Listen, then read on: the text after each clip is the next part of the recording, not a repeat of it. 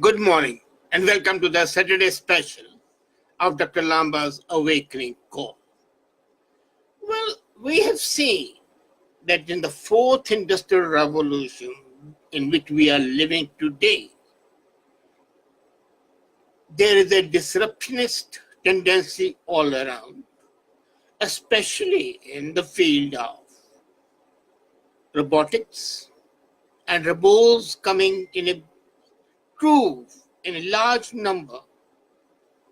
People are afraid that this advent of robots can wreak havoc on labor market with artificial intelligence and robots replacing the white-collar jobs. In my book on artificial intelligence, which I call to be the real intelligence, I've dealt with this issue. But then something is amazing. We are always talking of robocalls. What about robo-government? We say that the robots are going to replace teachers, scientists, workers, managers, and even CEOs. But one job category which we have excluded from all scientific research. How about replacing the present leader, the political leader, the government leaders with the robots? You know that all of us are always critical of the politicians. They're the most criticized, most scrutinized, and ridiculed people, yet they rule the world.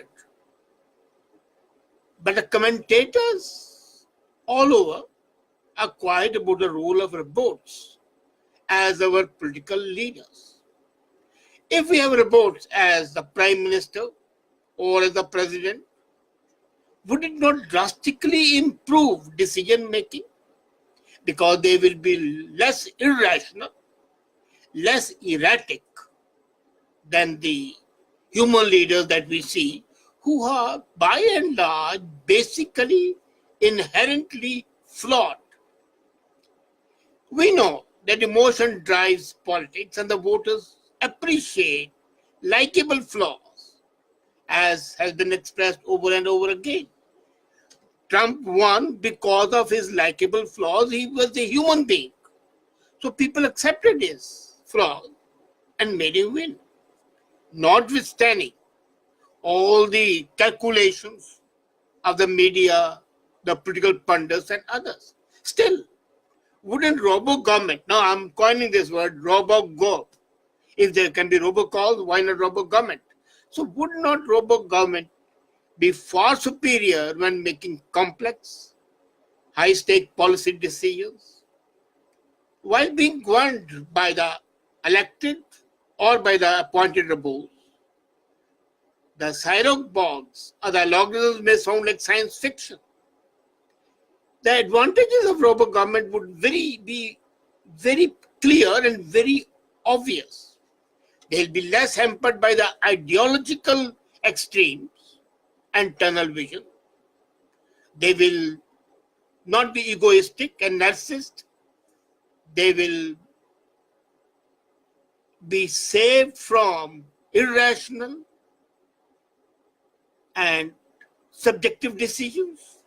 They'll be objective, they'll be rational, they'll be fair. And they will not be taking sides. They'll be just. That's the most important.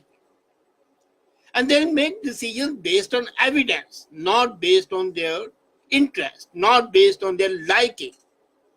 So the robogov would enjoy greater speed, wider reach than other human leaders can do. They'll have superior data analysis capability, unlimited energy and stamina. And we have seen in the latest US presidential election that energy and stamina are the most debated factors. And they are everywhere. robogov will be less susceptible to corruption and unethical behavior. And corruption and unethical behavior are the hallmarks of the present government leaders, to whichever country they might belong. For these reasons, we have already decided to entrust artificial intelligence with deciding on complicated social policy issues, from qualifications for unemployment benefits to targeted services. It may not be perfect, I agree, but is it not better? So why not let robogov take charge of the highest political and administrative realms? We could, and one day we might, but why not sooner? We should pay serious attention to it. However, I see three shortcomings. First is that the well-constructed algorithms maximizing the immense potential of artificial intelligence for deep learning, the usefulness will be substantially curbed in the context of imperfect, contested, morally ambiguous, and partly hidden information.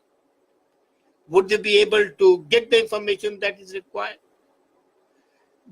As a matter of fact, these are exactly the kind of decisions, the policy decisions, and the matters of diplomacy must be made. Would the robots be able to be diplomatic? Or would they be crude, brash, rude, thereby increasing the possibilities of war? So, would they not make the life more messy and rife with which we have already made messy with the incompetence of the present leaders? So, whether the machine learning would be able to make its way in this thicket of uncertainty remains an unanswered question. Imagine on one side of the table being robotized while the other is not. So how will the decision be made in such circumstances? The human beings, with all their capability, will not be able to respond appropriately to the robots with their increased capacity to think at lightning speed and take decisions while the human beings are still saying, I'm thinking. Our Prime Minister spends half of his speech, I mean Mr. Justin Trudeau, saying oh, and by the time he says hum and ha, the opponent sitting on the other side, suppose the Chinese, would take a decision, and the Prime Minister may not even be able to digest what has been told to him. The human quirks like showing off your socks, what would happen to the robots? Because all the robots would not care for these things. Their energies would be focused on what is required. So that's one issue. Second is unlocking the potential of the robots, and software requires considerable infrastructural and educational possibilities. In most of the societies, such capabilities are unequally distributed among citizens, and they are not within the reach of all. The current technology boom may well worsen the existing gaps. So, countries like China, countries like India, countries like USA might immediately rise to the top, and the countries which are not so technically savvy might be good from the Human Development Index, might be good from the Happiness Index, would go down the bottom. And you know what happens? The rise of AI could perpetuate inequality in areas such as gender. When a programmer or an operator of that robot is inherently biased in the first place. So, till the creator is free of the bias, how can the product not be biased? Thirdly, the most extensive use of the data in decision making, which is very sensitive, creates additional security risk like data leaks, cyber attacks, computational errors, and the dangerous implications for which the global stability may far outweigh the benefits of replacing hot-headed, indecisive, lazy, incompetent humans with robots. Human interaction can produce disaster results that we know, we have seen. but it's also more capable of quickly resolving disputes when needed. See, historically, the Cuban Missile Crisis, to the recent Trump-Kim summit, Vajpayee's visit when he was the Prime Minister to Pakistan, his bus journey, and the sudden stop of Modi in Pakistan to congratulate Nawaz on his birthday. These are the decisions which a report will not be able to take because he'll be fed the information and he'll act on that. The human considerations would be lacking. Till, quite possible, we might develop that software that the robots are also invested with the human emotions, the human feelings. For the time being, it may not be possible or optimal for robots to be the government leaders. And that is despite the imperfections of the human leaders. However, they are justified actors for safeguarding human society. And they would be best safeguards against the potential determinant of automation itself. Ultimately, we need a very realistic and desirable scenario in which artificial intelligence and automation are neither competitors nor substitutes for the human beings. And we have to develop a mechanism where the tools that the government leaders use and effectively use them can be made better, fairer, and more inclusive with the help of robots. So the robots can replace our aid and become the advisors. And the ultimate decision is by the human beings who can then interject their personal or human emotions in that. Cynics will point out that authoritarian regimes already misuse robogov. They do. They use robots, and the rapidly expanded use of artificial intelligence for the government for unprecedented surveillance, public naming and shaming, social discrediting the citizens raises serious questions. But that would worsen if the robo government is 100% by itself. I'm reminded of H.G. Wells' novel, where the machines rule the human beings, or of the brave new world of Aldous Huxley, or of 1984 when the Big Brother can have the surveillance. So good government can be there, but would it be a fair government as well? That's yet to be seen. There is reason to be optimistic in that much scrutinized high-stake public making arena sports. So technical-based decisions are met with the resistance.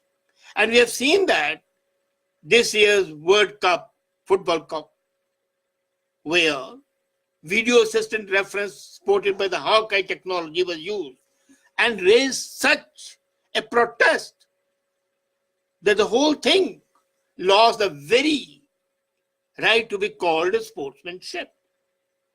Perhaps there is a reason for optimism, and to be found in much scrutinized areas.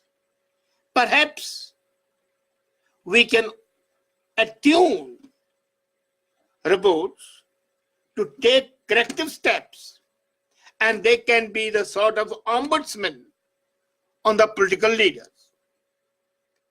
The response would be definitely positive because the electronic artificial intelligence would be supporting human referee, human being, human leader to do a better job. So ultimately, the human beings would be supreme, despite their imperfections, but they'll be human beings. They will be able to act and react in a manner which a robot, until and unless it's invested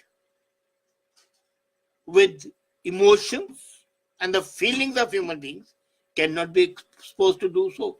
And that's what I discussed in my book as well. Artificial intelligence, the intelligence that matters. So what is important is that we have got to start the process of bringing in robogov, but not make it absolutely robogov. It should be a cooperative effort of the human beings and the robots for better governance, which is more inclusive and more geared to the benefit of society. And that would be great for all of us. Don't you think so? Well, this is something, the food for thought on this weekend. Think about it, that your corrupt, venial, dishonest, dissembling leaders can possibly be replaced by impartial, honest, decisive robots. But do we want it? We need it, yes. But do we want it? That's $1 million question we have got to think about. Think about it. Thank you.